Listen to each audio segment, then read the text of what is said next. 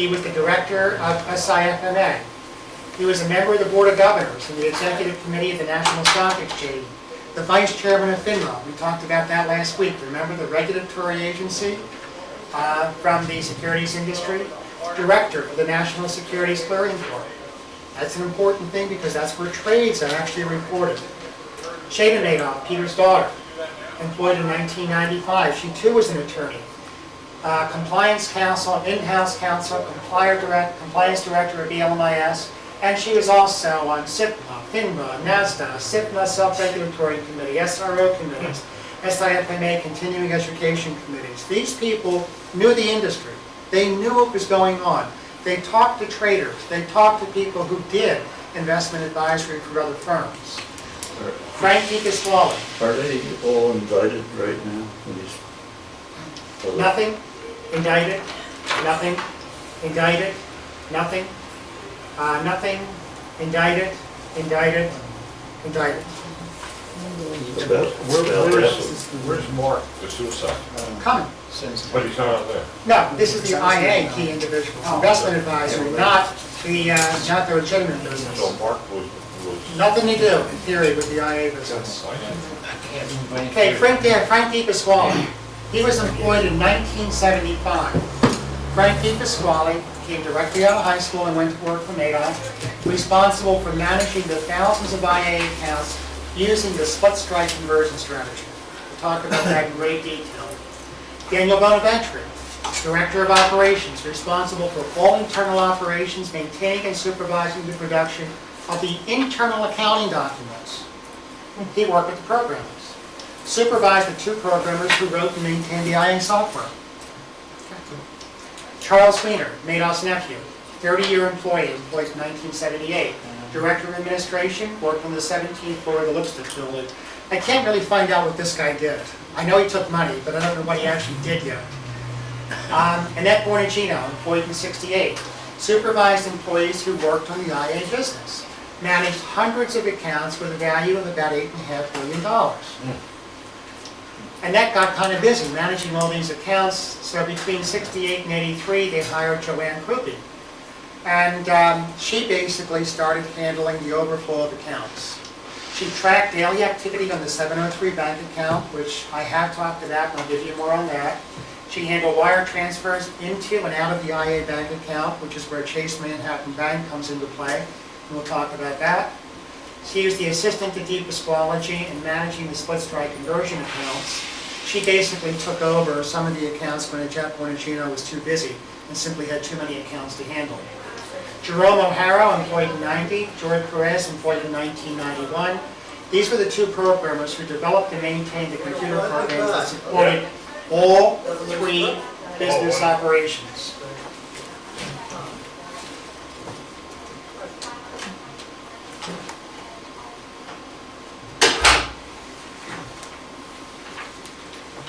These guys are really important. All three, the market making, the proprietary trading, and the IA operations. Two programmers who did it all. When did you start? 10 o'clock. We were here at 9. Oh, you were? I would try calling everyone to let them know. I got here at 9:10, figured if people showed up, I wasn't going to let you We were go. invited into the other class. Come on in. Yeah, right? There were 3 of us. We have chairs in the back. Okay, sounds good. Thank you. Can I have a handout, please? Morning, Colin. Good morning. We were in good class next door. I was here at 10 to 9. Good speaker.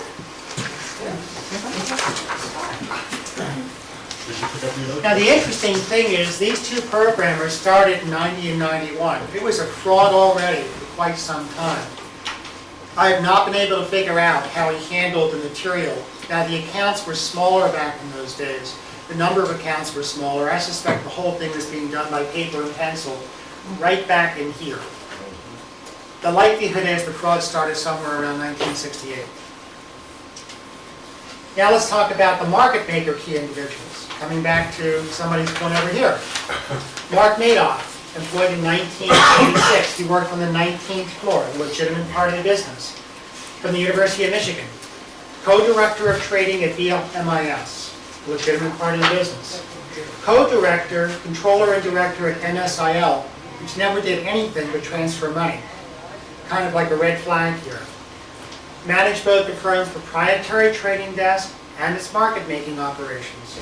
So he handled trading for others, as well as handled trading for the firm itself.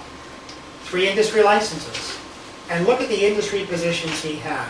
Chairman of FINRA, Governor of the Securities Traders Association, Co-Chair of the STA Trading Committee, Member of FINRA Membership Committee, President of STA in New York, Chairman of FINRA Regulatory District, Chairman of SIFMA NASDAQ Committee. Guy had a lot of posts. He knew the industry. Sure. And if you went to someone who knows, someone who trades, proprietary trading desk, and on the proprietary trading desk of the real business, he was making about 10 or 11, 12%. Why would he ever believe that the illegitimate part of the business could give him 40 and 50 and 60%? Why would he believe that? Andrew, employed in 1988, 2 years later, from the University of Pennsylvania Wharton School. Surprising. Co-director of trading at the LMIS. Controller and director at NSIL. What do you know? Managed the trading floor. Directed many audit and compliance projects for the LMIS, including the confirmation and reporting of trades. These were real. So he knew what real trades were supposed to look like. 4 industry licenses. 2 industry chairman positions. These guys had a lot of experience for a lot of years. Other notable individuals. Ira Sorkin was the attorney for Abilene, Indiana in the early 1990s when I got in. And what do you know? He was also the attorney for Bernard Madoff when he was arrested in 2008. He'd been around for 20 years at this point, representing not only Bernard Madoff, but some of the other people involved who were feeder funds for Bernard Madoff. Sonia Khan.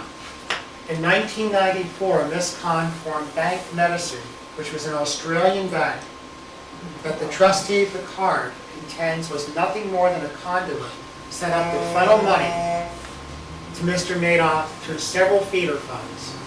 And Sonia Khan, quote, Madoff found a criminal soulmate whose greed and dishonest inventiveness equaled his own, said Mr. Picard.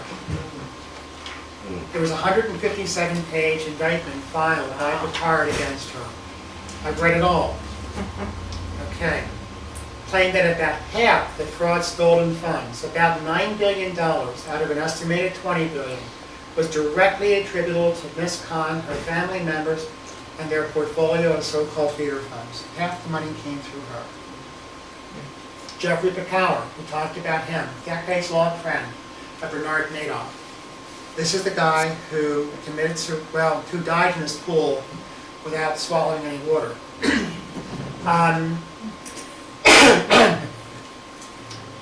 In June 2009, the trustee liquidating Madoff's assets filed a lawsuit for $5.1 billion. Basically, the big deal with him is that some accounts showed annual returns ranging from 120 to more than 550%.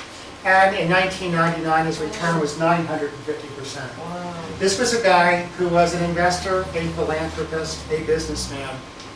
He had to know these numbers weren't real.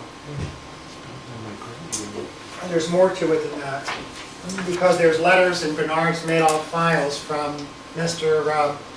Picower asking to return his statements because he wanted the numbers changed. Pretty interesting. Now, on October 1 of 2009, with the secondary court filing, quote, according to the new filing, Mr. Picower opened an account with Madoff on April 18, 2006 by wiring a check for $125 million. Within 2 weeks, the $125 million deposit had grown to $164 million. In 2 weeks, not bad. Wow. Because of a dramatic gain on the securities held in the account, all of which supposedly had been purchased 3 months earlier. 5 months later, Picower withdrew the $125 million, leaving $81 million in the account. So, kind of interesting. Other notable individuals, Stanley Chase and his family members. He was a personal friend, business associate of Madoff since the early 1970s. A professional investor.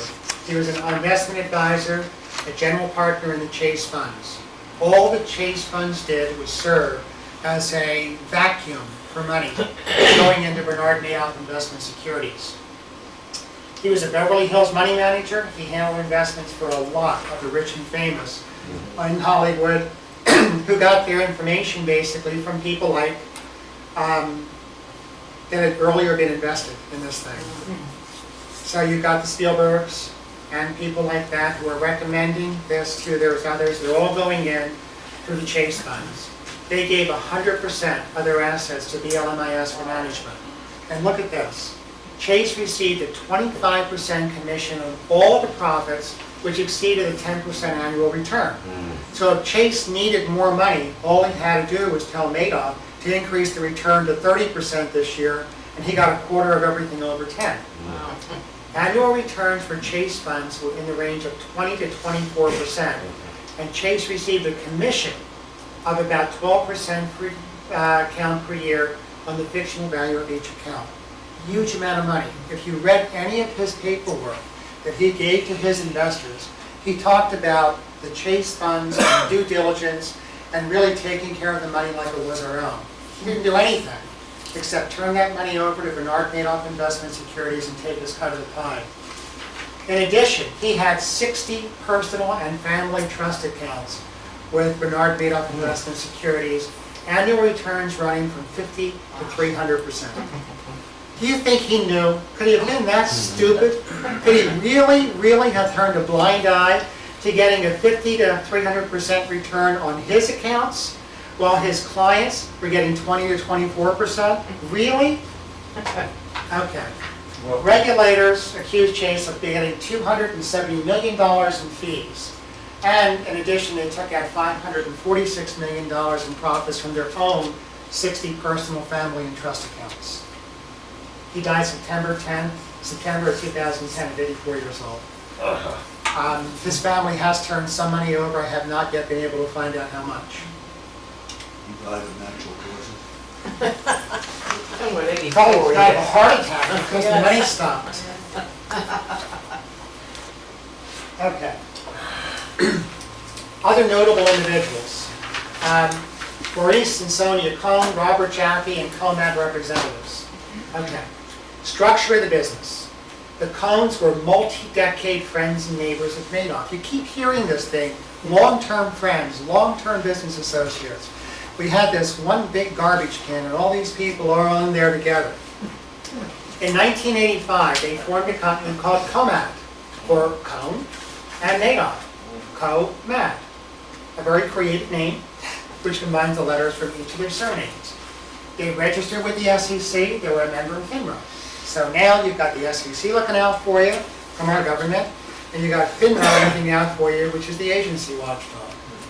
The primary business was directed towards helping BLMIS recruit high net worth clients. This was your sales force. At its high point, Comat referred 20% of all IA clients and about $2 billion in profit, $2 billion in deposits. Now this is still a fraction of what Sonia Cohn was doing through Medici Bank, but about 10% of all the money that came in, the real money that came through Comat. All three, okay, maintained their own IA accounts with BLMIS, but they didn't get the same kind of returns that I got. They got returns that were much more similar to the Chase funds. Records were discovered covering the period from 96 to 2008 and reported that BLMIS paid Comat $98,448,678.84 in commissions for referring customers to BLMIS. Big time commissions. They were being paid 4 to 10% of all the real money that came in as commissions. In addition to this commission, BLMIS made direct payments to Marcia Cohn the amount of $14 million from 2002 to 2008. I can't even find out what this was for. It was just checks made out to Maurice Cohn. What makes you think it's a fraud? Well, besides this, what makes you think it's a fraud? Comat and BLMIS shared office space.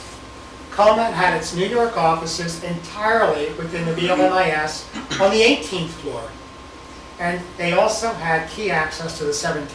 Remember I said key access, only about 20 people, the cones had access.